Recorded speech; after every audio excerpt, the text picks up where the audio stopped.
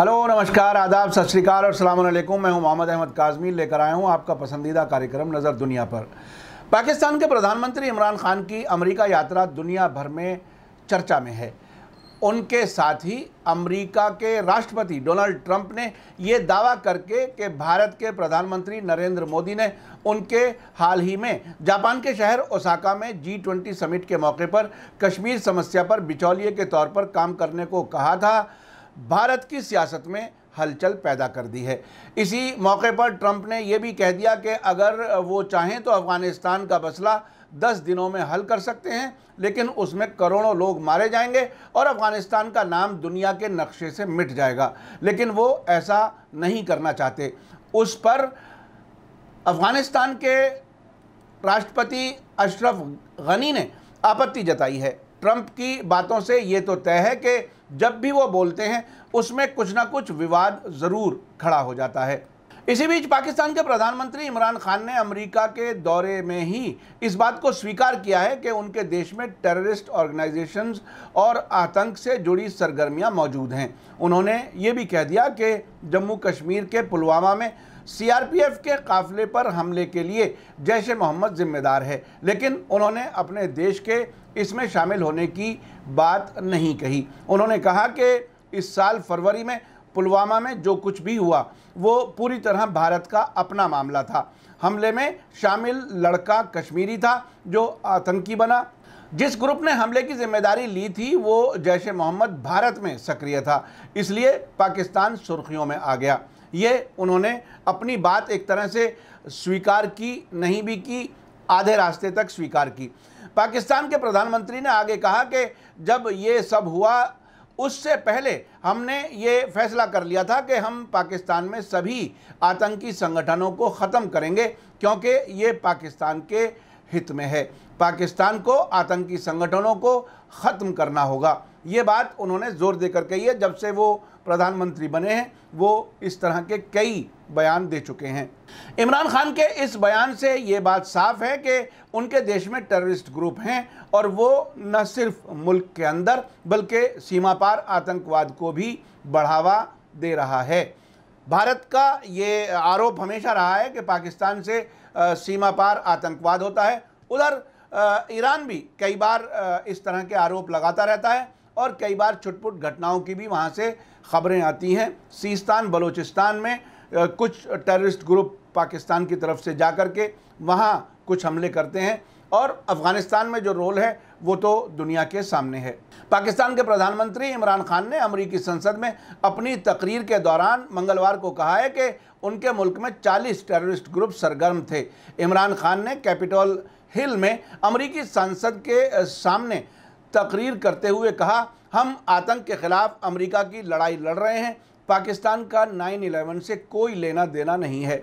आपको याद होगा कि अमेरिका में सितंबर 2001 में हुए भीषण आतंकी हमलों को, जिसमें न्यूयॉर्क के इंटरनेशनल ट्रेड टावर और वॉशिंगटन में रक्षा मंत्रालय पेंटागन पर हवाई जहाज़ों से हमले किए गए थे, उन आतंकी हमलों को ही 9/11 आतंकी हमले कहा जाता है। इमरान खान ने आगे कहा कि अल-कायदा अफ़गानिस्तान में है, पाकिस्तान में कहीं भी तालिबानी आतंकवाद नहीं था, लेकिन हमने अमेरिका की जंग में हिस्सा लिया। उन्होंने आगे कहा कि दुर्भाग्य से यानी बदकिस्मती से जब चीज़ें गलत दिशा में बढ़ रही थीं तो हमने अमेरिका को कभी ज़मीनी हकीकत से वाकिफ़ नहीं कराया। इसके लिए मैं अपनी सरकार को पूरी तरह जिम्मेदार ठहराता हूँ। उन्होंने कहा कि उनके देश में पिछली सरकारों ने अमेरिका को सच नहीं बताया, ख़ासतौर से पिछले 15 वर्षों के दौरान। पाकिस्तान के प्रधानमंत्री ने कहा, पाकिस्तान में 40 अलग अलग टेररिस्ट ग्रुप सरगर्म थे। पाकिस्तान ऐसे दौर से गुजरा है जहां हमारे जैसे लोग चिंतित थे कि क्या पाकिस्तान इससे सुरक्षित यानी सेफ निकल पाएगा। इसलिए जब अमेरिका हमसे आतंकवाद के खिलाफ जंग में और करने और अमेरिका की लड़ाई को जीतने में हमारी मदद की उम्मीद कर रहा था, उसी वक्त पाकिस्तान अपने वजूद को बचाने की जंग लड़ रहा था। उन्होंने अपने अमेरिका दौरे के मकसद के बारे में कहा कि उनके लिए ये बहुत अहम था कि वो राष्ट्रपति डोनाल्ड ट्रंप और अन्य बड़े अमेरिकी नेताओं से मिलें। उन्होंने कहा कि हमने उन्हें बताया कि आगे बढ़ने के लिए हमारे रिश्ते आपसी यकीन पर आधारित होने चाहिए। यानी जो म्यूचुअल कॉन्फिडेंस है वो सही होना चाहिए और एक दूसरे पर हमें यकीन होना चाहिए। खान ने कहा कि उन्होंने अमेरिका को ईमानदारी से बताया है कि पाकिस्तान शांति प्रक्रिया यानी पीस प्रोसेस में क्या कर सकता है। ये बात उन्होंने अफ़गानिस्तान में जो पीस प्रोसेस है उसकी बात कही। उन्होंने अफ़गानिस्तान में अमेरिका के ज़रिए तालिबान के साथ बातचीत की कोशिशों के हवाले से कहा कि वो इस बातचीत के शुरू करने के लिए तालिबान को राज़ी करने के वास्ते अपनी बेहतरीन कोशिश कर रहे हैं। अमेरिका के 3 दिन के बिज़ी दौरे के आखिरी प्रोग्राम में खान ने उम्मीद जताई कि अब अमेरिका पाकिस्तान संबंध अलग स्तर पर होंगे। उन्होंने अफसोस जताते हुए कहा कि दोनों देशों के बीच शक शुबह को देखना तकलीफ़ की बात है। हम उम्मीद करते हैं कि अब से हमारा रिश्ता अलग सतह पर होगा।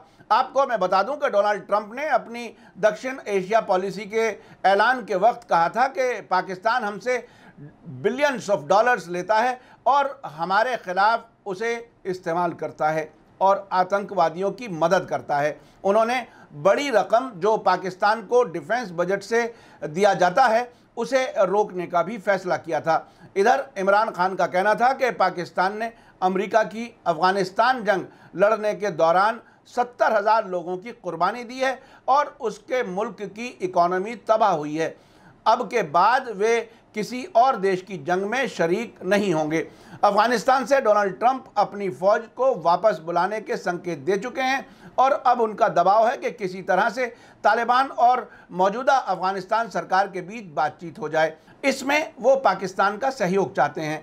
अब इमरान खान ने तालिबान को अफ़गान सरकार से बात करने के लिए राज़ी करने की कोशिश का वादा किया है। अगर पाकिस्तान की नज़र से देखा जाए तो इमरान खान को दूसरी बड़ी कामयाबी डोनाल्ड ट्रंप के उस बयान से मिली है जिसमें उन्होंने दावा किया है कि भारत के प्रधानमंत्री नरेंद्र मोदी ने उन्हें कश्मीर समस्या पर मीडिएटर का रोल अदा करने के लिए कहा है। हालांकि भारत के विदेश मंत्रालय और अमेरिका के विदेश मंत्रालय ने अपने रिकॉर्ड देखकर ये बात साफ कर दी है कि ट्रंप और मोदी के बीच पिछले महीने जून में जापान के शहर ओसाका में कश्मीर के मसले पर कोई बातचीत नहीं हुई। अब देखना यह है कि इस सिलसिले में आगे क्या फैक्ट सामने आते हैं, लेकिन ये बात तय है कि ट्रंप दुनिया को अपने तरीके से चलाने की ख्वाहिश रखते हैं, जबकि उनकी सरकार में ही बड़ी तादाद में ऐसे लोग मौजूद हैं जो उनकी बहुत सी बातों पर सहमत नहीं है। आपको मेरा कार्यक्रम कैसा लगा कमेंट्स में ज़रूर लिखें और अपनी राय लिखें। बताएं कि ये जो प्रोग्राम में जो तब्दीली आई है, जो हम बेहतर करने की कोशिश कर रहे हैं, इसमें और क्या बेहतर किया जा सकता है। इसी के साथ दीजिए इजाज़त। धन्यवाद, शुक्रिया। जय भारत, जय हिंद।